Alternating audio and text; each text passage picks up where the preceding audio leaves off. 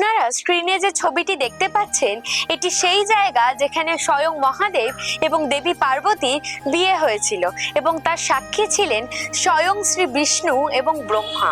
ভারতবর্ষের প্রাচীনতম মন্দির উত্তরাখণ্ডের রুদ্রপ্রয়াগে অবস্থিত ত্রিযোগী নারায়ণ। মন্দিরে ঢোকার মুখেই রয়েছে অনন্ত প্রজ্বলিত দ্বীপ।